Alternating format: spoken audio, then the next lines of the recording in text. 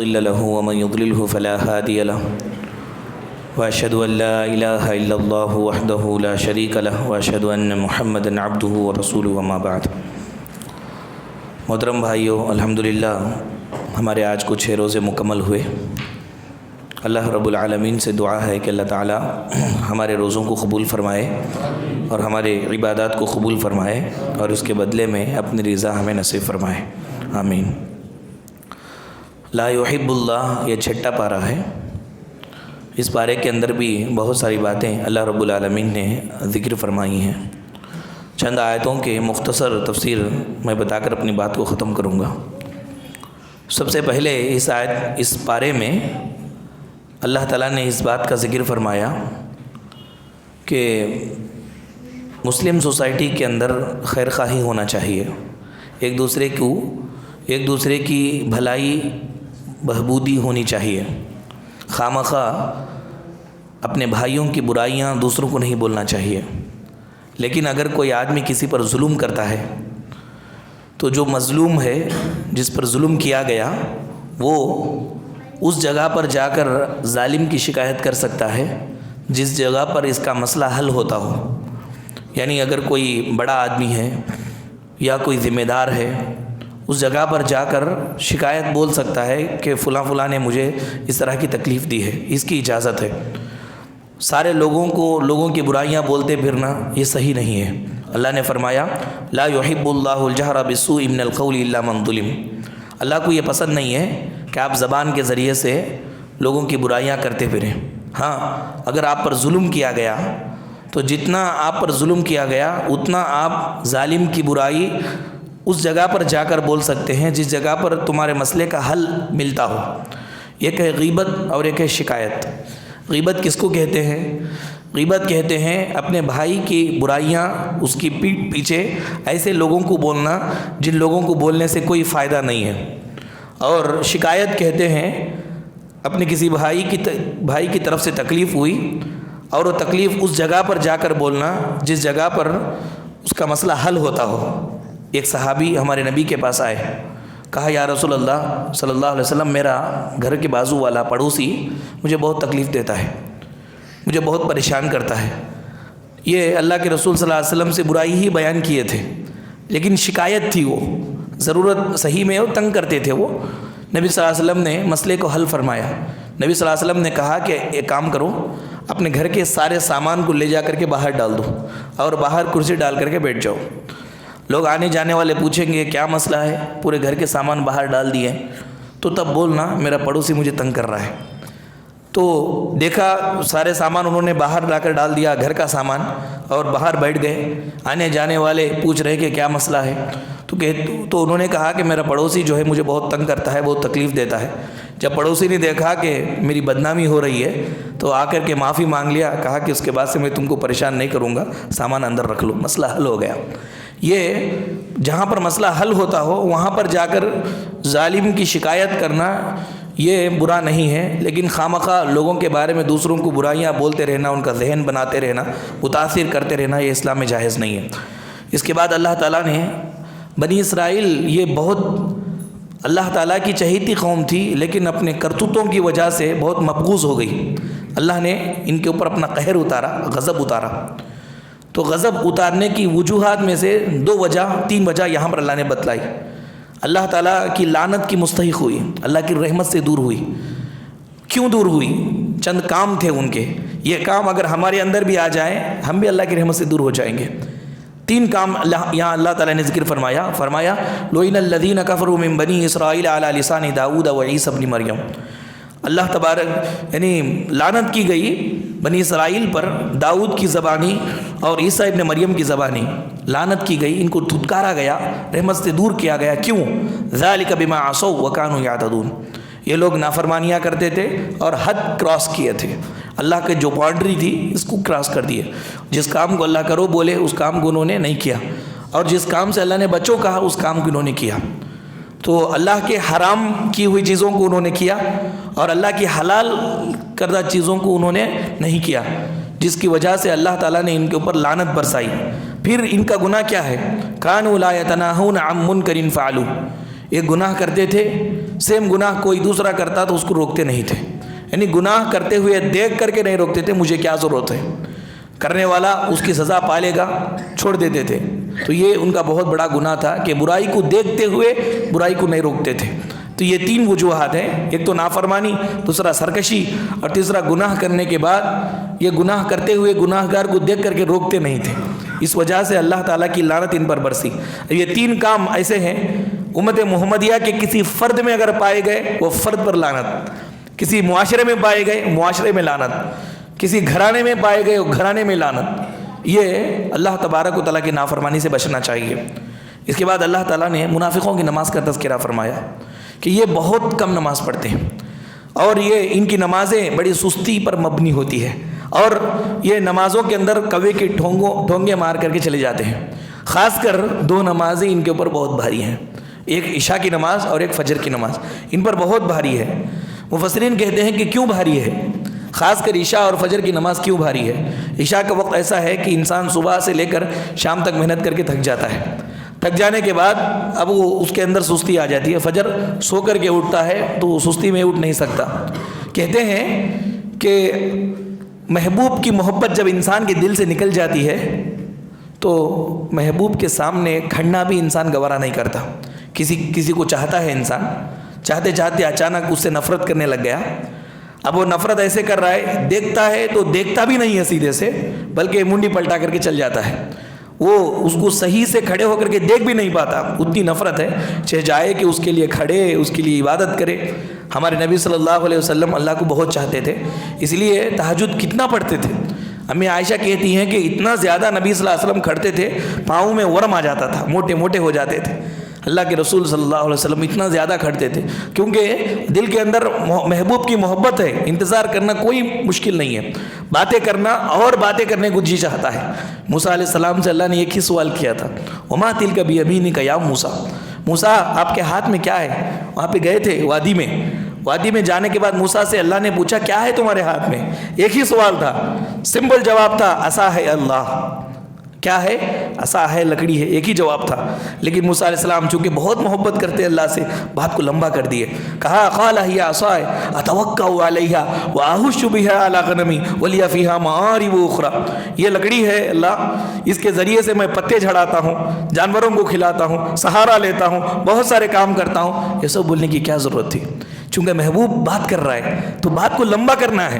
ایسا جس آدمی کے دل میں اللہ کی محبت ہوتی ہے نماز اس کی لمبی ہوتی ہے۔ یہ منافق چونکہ اللہ سے محبت کرتے ہی نہیں، اس لیے نماز ان کے لیے بہت بھاری، دکھاوے کے لیے ظہر اثر مغرب پڑھ بھی لیے، فجر میں نیند کو قربان کر کے آنا ایک ایسے ذات کے لیے جس ذات کی محبت دل میں نہیں ہے تو ان کے لیے بہت بھاری ہے۔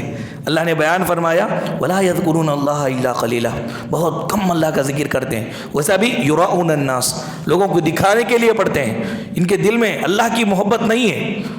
علامہ اقبال کہا کرتے تھے جو میں سر بسجدہ ہوا کبھی تو زمین سے آنے لگی صدا، تیرا دل تو ہے صنم آشنا تجھے کیا ملے گا نماز میں۔ جیسے ہی میں زمین پر سر رکھا تو زمین سے آواز آئی، پیسوں کی محبت میں، دنیا کی محبت میں تلے ہوئے بے وقوف، رب کی محبت تیرے دل میں نہیں ہے، نماز اور سجدے میں تجھے کیا لذت ملے گی، تجھے مزہ کیا ملے گا؟ تیرا مزہ اللہ کی محبت دل میں ہے تو اس سجدے میں مزہ ہے، رکوع میں مزہ ہے، قیام میں مزہ ہے، چونکہ اللہ کی محبت دل اللہ کی محبت سے خالی ہے، اس لیے تجھ کو نماز میں مزہ نہیں ہے۔ اب تو لوگوں کی دکھاوے کے لیے پڑھتا ہے کہ لوگ مجھے نمازی بولے یا لوگ مجھے مسلمان بولے، حقیقی معنی اور حقیقی لذت اس کو نہیں ملتی۔ یہ منافقوں کا تذکرہ اللہ نے اس بارے میں کیا۔ اس کے بعد اللہ تعالیٰ نے اہل کتاب کے اندر جو جرائم تھے، جو گناہ تھے، اس گناہوں کا تذکرہ فرمایا اور یہ پیشن گوئی دی، یہ ضابطہ بتایا کہ یہ جرائم اگر امت محمدیہ کے اندر بھی آ جائیں تو یہ امت محمدیہ بھی تباہ ہو جائے گی۔ جرم کیا تھے ان کے؟ تفصیل ہے اس بارے میں۔ پہلی بات اللہ نے کہا کہ مومن حضرات رسول پر یقین کر کے رسول کی بات کو مان کر عمل کرتے ہیں، لیکن یہ یہودی کیا کرتے تھے؟ بولتے تھے کہ جب تک ہم اللہ کو نہ دیکھ لیں، اللہ سے بات نہ سن لیں، عمل نہیں کریں گے۔ ان کی یہ کہانی تھی۔ پھر یہ ہفتے کے دن کاروبار کرنے سے روکا گیا، ہیلا سازی کر کے ہفتے کے دن کاروبار کرنا شروع کیا۔ اللہ کا عہد انہوں نے توڑ دیا۔ اللہ نے وعدہ کیا میری عبادت کریں گے، لیکن اللہ کی عبادت سے دور ہو گئے، اللہ کی آیتوں کا انکار کیا، نبیوں کو شہید کیا، دین کو مذاق اڑایا، کہنے لگے موسیٰ علیہ السلام جب بھی تبلیغ کرتے تو بولتے کہ قالوا قلوبنا غلف، ہمارے دلوں کے اوپر پردہ پڑا ہوا ہے، تمہاری باتیں سمجھ میں نہیں آ رہی ہیں، آپ کی باتیں ہم سمجھنے کی کوشش بھی نہیں کرتے، ہم کو دوسری چیزیں چاہیے۔ اور مریم علیہ السلام پر بہتان لگایا، سود کھاتے تھے۔ یہ سود کھانا اس وقت سے جب کہ ان کو منع کیا گیا تھا، وَأَخْذُهُمُ الرِّبَا وَقَدْ نُهُوا عَنْهُ، وہ سود کو لیتے تھے، وڈی کو لیتے تھے، جب کہ ان کو روکا گیا تھا۔ جب کا لینا اب تک باقی ہے، اور آج یہودی یہ پورے سودی لین دین، سودی بیپار کا باس بنا ہوا ہے۔ آج دیکھیں پورے کا پورا سودی لین دین کی اصل جو جڑ ہے یہ یہودیوں کے پاس ہے۔ جب سے اللہ نے ان کو منع کیا اس وقت سے اور بڑھ رہے ہیں سودی بیپار، نہ کہ بڑھا رہے ہیں بلکہ مسلمانوں کو اس میں گھساڑا جا رہا ہے۔ اس کے بعد اللہ تعالیٰ نے ایک بات بیان فرمائی اس بارے میں، شرک اور بدعات اور گمراہی آنے کا جو بڑے بڑے راستے ہیں، ان راستوں میں سے ایک راستہ غلو ہے۔ غلو کس کو کہتے ہیں؟ غلو کہتے ہیں کسی بھی چیز کو جیسی وہ ہے اس سے زیادہ یا اس سے کم کر دینا، یہ غلو۔ مثال کے طور پر کسی ایک آدمی کی تعریف کرنے لگ گئے، 10ویں فیل تھا بیچارہ، پی جی پاس بول دیے۔ ایک آدمی ہے پی جی پاس ہے تو 10ویں فیل ہے وہ آدمی، اس کے پاس کچھ صلاحیت نہیں ہے بول دیے۔ یہ غلو سے بہت سارے گمراہیاں، شرک اور بدعات انسان کے اندر جنم لیتے ہیں۔ اللہ نے فرمایا یا اہل الکتاب لا تغلوا فی دینکم، اے اہل کتاب اپنے دین میں غلو مت کرو، زیادتی بڑا چڑھا کر کے کم کر کے مت بولو، اللہ پر جو سچ ہے وہی بولو۔ نبی کریم صلی اللہ علیہ وسلم نے ارشاد فرمایا لا تطرونی کما اطرت النصارى عیسی ابن مریم، لوگو مجھے حد سے بڑا چڑھا کر کے میری تعریف مت کرو، میں اللہ کا بندہ ہوں، مجھے اللہ کا بندہ، اللہ کا رسول کہہ کر کے پکارو، بڑی بڑی ذات نہیں ہوں میں۔ یہ انسان کو یعنی جو صلاحیت اس کے پاس ہے اس کو ماننا، یہ اس کے ساتھ انصاف ہے۔ کم کرنا یا اونچا کرنا یہ غلو ہے، یہ منع کیا گیا ہے حدیث کے اندر، قرآن کے اندر۔ اس کے بعد اللہ نے کہا کہ کسی کو تعاون اگر کرنا ہے، مدد کرنا ہے، خاندان، رنگ و نسل، قومیت کو دیکھ کر کے نہیں بلکہ خیر اور نیکی کو دیکھ کر کے تعاون کرو۔ تعاونوا علی البر والتقوی ولا تعاونوا علی الاثم والعدوان، یعنی وہ فلاں ہمارا آدمی ہے، وہ فلاں ہمارا آدمی نہیں، خیر کا کام جہاں پہ نظر آیا اس کے اندر تعاون کرو، اس کے اندر مدد کرو، یہ بات اللہ نے بیان فرمائی۔ اس کے بعد قابل اور حابل دو بھائیوں کا ذکر ہوا، آدم علیہ السلام کے دو بیٹے تھے۔ آپ دیکھیں کہ قابل قاتل تھا، حابل مقتول تھا۔ قابل نے حابل کو قتل کر دیا، وجہ کیا تھی؟ وجہ حسد تھی۔ کون سی حسد؟ جلسی اس نے کیا کیا؟ حابل جو ہے متقی پرہیزگار انسان تھا، اللہ تعالیٰ کا محبوب تھا، تو تقوی اس کے دل میں تھا، اسی وجہ سے قابل اس سے جلا اور اس کو قتل کر دیا۔ مفسرین کہتے ہیں آپ کے جو بھائی لوگ جلتے ہیں وہ جلنا صرف اس لیے ہی نہیں ہوتا کہ دنیا آپ کو بہت ساری ملی ہوئی ہے، بلکہ آپ کو اگر نیک اعمال کرنے کا جذبہ بھی اگر آپ کے پاس ہے تو اس کو بھی دیکھ کر کے لوگ جلتے ہیں۔ آپ کے پاس نیکی کا جذبہ ہے، تقویٰ ہے، نیکی کے کاموں میں دین کی خدمت پہ آپ آگے بڑھتے ہیں تو اب بھی جلتے ہیں لوگ، جس طرح قابل جلا تھا حابیل کے اوپر، یہاں تک کہ جلن کا اینڈنگ کیا تھا؟ قتل کر دیا، قتل کر کے اب بھائی کو لے کر کے پھر رہا ہے۔ اللہ تعالیٰ نے کوے کو بھیج کر کے بھائی کو کیا کرنا بتلایا۔ تو معلوم یہ ہوا کہ ان سب چیزوں سے اسلام ہے نا روکتا ہے۔ کسی بھائی کے اندر کوئی صلاحیت دیکھو، کوئی دینداری دیکھو، اللہ سے اپنے لیے فضل مانگنا ہے، اسے جلنا نہیں ہے۔ اس کے بعد اللہ تعالیٰ نے بیان فرمایا یا ایھا الذین آمنوا، مومنو، من یرتد منکم عن دینہ، دین سے اگر پلٹ جاؤ گے تو اللہ تعالیٰ ایسی لوگوں کو تیار کریں گے، ایسے قوم کو تیار کریں گے جو قوم تمہارا کام کرے گی، اللہ کے دین کا کام کرے گی، اور کوئی نقصان پہنچانے والا ان کو نقصان نہیں پہنچائے گا۔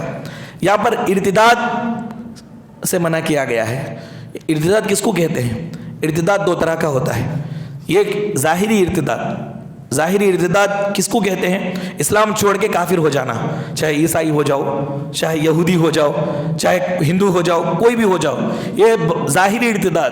اور باطنی ارتداد یہ ہے کہ الٹے پاؤں پھر جانا، پسپائی قبول کر لینا اور دین کو اونچا کرنے کی کوشش نہیں کرنا، دین کی خدمت نہیں کرنا، یہ باطنی ارتداد ہے۔ مجھے کیا پکڑی کہ میں دین کی خدمت کروں، مجھے کیا پکڑی کہ میں اللہ کے کلام کی خدمت کروں، بس میرے بیوی، میرے بچے، میری کمائی، دن رات بس اسی میں، اس کو باطنی ارتداد کہتے ہیں۔ اللہ نے کہا اگر تم ارتداد کا شکار ہو جاؤ گے تو تم اللہ کے دین کو کوئی نقصان نہیں پہنچا رہے ہو، اللہ کیا کریں گے؟ اللہ کیا کریں گے؟ تم کو بازو کریں گے، دوسرے لوگوں کو تیار کریں گے اور ان سے اپنا کام کروائیں گے۔ اللہ تعالیٰ ساری دنیا کے لوگ مل کر کے اگر ارتداد کا شکار ہو جائیں، مرتد ہو جائیں، کافر ہو جائیں باطنی طور پر یا ظاہری طور پر، ایک بوند بھی اللہ کو نقصان پہنچانے والے نہیں ہیں۔ انسان کی جتنی عبادتیں ہیں انسان کے فائدے کے لیے، ہمارے فائدے کے لیے، اللہ تعالیٰ کو نقصان پہنچانے والا کوئی نہیں ہے۔ ایک مومن کو یہ تصور دیا گیا کہ اللہ کے دین کو غلبہ عطا کرنے کے لیے، اللہ کے دین کو غالب کرنے کے لیے جو اللہ نے اس کو صلاحیت دیا ہے وہ صلاحیت کو استعمال کر کے محنت کرے۔ اگر یہ محنت نہیں کر رہا ہے اس کا مطلب یہ ہے کہ وہ باطنی ارتداد کے اندر ہے، پسپائی قبول کر لیا ہے۔ یہ پسپائی اس کو جو ہے محروم کر دے گی۔ اللہ کے رسول صلی اللہ علیہ وسلم کی دعا ہے، کیا اسلاف ہمیشہ جمعہ کے خطبے میں یہ پڑھتے تھے، اللہم انصر من نصر دین محمد صلی اللہ علیہ وسلم وجعلنا منہ وخذل من خذل دین محمد صلی اللہ علیہ وسلم ولا تجعلنا منہ۔ آپ یہ چاہتے ہیں کہ بہت سارے لوگوں کی، رسول کی، اللہ تعالیٰ رسول کی دعا ہمیں لگے، کیا ہے اس کے اندر؟ اللہم انصر، اللہ اس بندے کی مدد کر، اس بندی کی مدد کر، من نصر دین محمد، جو بندہ دین محمد کی مدد کرتا ہے، دین محمد کی مدد کرنے والے کی تو مدد کر۔ اب یہ مدد دنیا کی مدد، فائنینشیل مدد، ہر چیز کی مدد شامل اس کے اندر ہے۔ ہمیں چاہتے ہیں کہ پروردگار کی مدد ہمیں ملے تو اللہ کے دین کی مدد ہم کریں، اللہ کے دین کی خدمت ہم کریں۔ تو یہ ضروری چیز ہے۔ اگر ارتداد کا آدمی شکار ہو گیا تو اللہ کو کوئی نقصان نہیں ہے، دوسرے لوگوں کو تیار کریں گے اللہ اور دین کا کام کروائیں گے۔ اس کے بعد اللہ تعالیٰ نے بیان فرمایا مسلمانوں کے سب سے بڑے دشمن کون ہیں؟ یہودی ہے اور مشرک ہے۔ یہ کبھی بھی ہم سے راضی نہیں ہوں گے۔ کب راضی ہوں گے یہ ہم سے؟ کب خوش ہوں گے ہم سے؟ اس وقت خوش ہوں گے جب ہم ان کا دین اختیار کر لیں گے، ہم ان پہ چلے جائیں گے تب یہ خوش ہوں گے، تب تک یہ خوش نہیں ہوں گے۔ ان کو خوش کرنے کے چکر میں ایمان کو ضائع نہیں کرنا چاہیے، یہ کبھی خوش نہیں ہوں گے ہم سے۔ اس کے بعد اللہ تعالیٰ نے کہا کہ رسول اللہ صلی اللہ علیہ وسلم پر جو حق قرآن اور حدیث کی شکل میں اترا اس کو ماننے میں ہی دنیا اور آخرت میں خیر بلائی ہے۔ اس سے ہٹ جائیں گے تو کوئی خیر نہیں ہے۔ انسان کتنے بھی فیوچر پلاننگ کر لے اپنی زندگی کا، قرآن اور حدیث سے اس کی زندگی ہٹی ہوئی ہے تو کوئی نور نہیں ہے۔ قرآن کے اندر نور ہے اور قرآن کو جو پڑھتا ہے اس پر جو عمل کرتا ہے اس کی زندگی میں اللہ نور دیتے ہیں، اللہ تبارک و تعالیٰ اس کی زندگی خیر و برکت سے بھر دیتے ہیں۔ اس کے بعد اللہ نے یہ کہا قرآن مجید ہر مشکل سے نکلنے میں مددگار ہے۔ کوئی بھی مسئلہ آ جائے آپ کو قرآن کی طرف رجوع کریں، قرآن مجید کا سہارا لیں، اللہ تعالیٰ ہر مشکل کو قرآن پاک کی مدد سے آسان کر دیں گے۔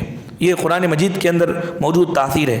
پھر اس کے بعد کہا کہ ہمارا کوئی دشمن ہے، ہم اسے دشمنی کر رہے ہیں اللہ کے لیے، لیکن اللہ کے لیے دشمنی کرنا بھی ہمیں انصاف کرنے سے نہیں روکنا چاہیے، ان کے ساتھ بھی ہم انصاف کریں۔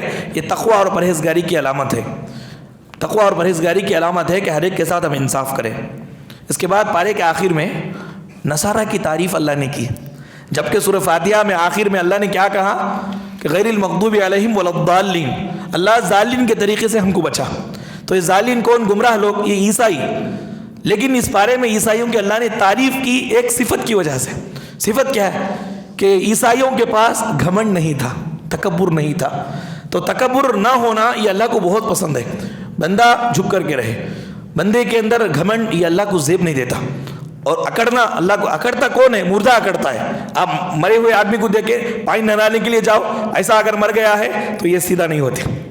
یہ اکڑ مردوں کی پہچان ہے، یہ زندوں کی پہچان نہیں ہے۔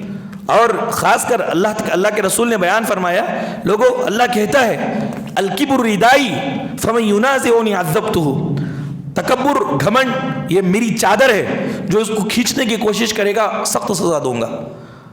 مفسرین کہتے ہیں انسان کے اندر شیطان کی طرف سے گھمنڈ آ جاتا ہے۔ اوقات کو بتانے کے لیے 3 مرتبہ 2 شرمگاہوں سے اللہ تعالیٰ نے انسان کو نکالا۔ انسان کو جیسے ہی اپنے آپ کی بڑھوتری کا خیال آئے کہ میں بہت بڑا ہوں تو تھوڑا اپنی پیدائش کو غور کر لے۔ اس کے باپ کے شرمگاہ سے نکلا، اس کی ماں کی شرمگاہ میں گیا، پھر اس کی ماں کی شرمگاہ سے نکلا۔ تو 3 شرمگاہ سے 3 مرتبہ اللہ تعالیٰ نے 2 شرمگاہ سے اس کو نکالا، کہ باپ کی شرمگاہ سے نکلا ہی، ماں کی شرمگاہ میں گیا، پھر ماں کی شرمگاہ سے نکلا۔ اللہ تبارک و تعالیٰ نے جس چیز کو منع کیا تکبر کرتا ہے، بیوقوف انسان ماء الحقیر نطفے سے پیدا ہوا ہے، اپنے آپ کو بڑا بولتا ہے۔ اوقات میں رہا، فَلْيَنْظُرِ الْإِنسَانُ مِمَّا خُلِقَ، خُلِقَ مِن مَاءٍ دَافِقٍ، यखरुजु मिन बैन सुल्बि वत्तराइब, ये मनी के खतरे से तू पैदा हुआ है, जिसको छूना भी तू गवारा नहीं करता, उससे मैंने तुझको पैदा किया, अब तकब्बुर करता है। अल्लाह तबारक व तआला ने इंसान के औकात को बताने के लिए कुरान पाक के अंदर उसकी हकीकत बतलाई, औकात में रहना चाहिए। नसारा की तारीफ़ इसलिए किया अल्लाह ताला ने कि उनके अंदर तकब्बुर नहीं था। यहूदियों के अंदर तकब्बुर था लेकिन नसारा के अंदर तकब्बुर नहीं था, इसलिए अल्लाह ताला ने वो सिफत की ना होने की वजह से इनकी तारीफ़ फरमाई। आखिर में ये कहा, इस बारे में अल्लाह ने कहा दीन मुकम्मल हो चुका है, दीन मुकम्मल हो चुका है, कोई नई चीज़ दीन के अंदर अब दाखिल करने की गुंजाइश नहीं है। जो पहले दीन था अब भी वही दीन है, जो पहले दीन नहीं था अब वो दीन नहीं होगा। अल-यौम अकमलतु लकुम, इकमाल किसको कहते हैं? गिलास के अंदर पूरा पानी भर दिया जाए, एक कतरा भी अंदर पड़ने की गुंजाइश ना हो, उसको इकमाल कहते हैं। अब कोई खतरा अगर पड़ेगा तो बाहर आ जाएगा, तो अल्लाह ने ऐसा दीन को मुकम्मल कर दिया, कोई चीज़ अंदर दाखिल करोगे तो अंदर नहीं जाएगी, बाहर आ जाएगी, यानी वो दीन इस्लाम से खारिज है, और उसके पर अमल करने वाला भी दीन इस्लाम से खारिज है। जो बिदात है, बिदात के ऊपर अमल करने वाला दीन इस्लाम से खारिज है। इकमाल अल्लाह ने दीन को कर दिया, दीन मुकम्मल हो गया, और अल्लाह ताला ने अपनी नेमत को पूरा कर दिया। ये बात अल्लाह तबारक व तआला ने इस बारे के अंदर बयान फरमाई है, और बहुत सारी बातें अल्लाह ने इस बारे में बयान फरमाई। अल्लाह ताला से दुआ है कि रब्बुल आलमीन हम तमाम लोगों को कुरान अहकामात को समझ कर, पढ़ कर उन पर अमल करने की तौफीक अता फ़रमाए। अल्लाह ताला हमारी इबादतों को कबूल फ़रमाए, अल्लाह ताला हमारे रोज़ों को कबूल फ़रमाए। अल्लाह ताला हमें जब तक दुनिया के अंदर ज़िंदा रखे, ईमान और इस्लाम की हालत में रखे, जब हमारा खातिमा हो तो बिलखैर हो। अल्लाह तबारक व तआला हमको अज़ाब क़ब्र और अज़ाब जहन्नम से बचाए। आमीन। व आखिरु दअवाना अनिल हम्दुलिल्लाहि रब्बिल आलमीन। सुब्हानक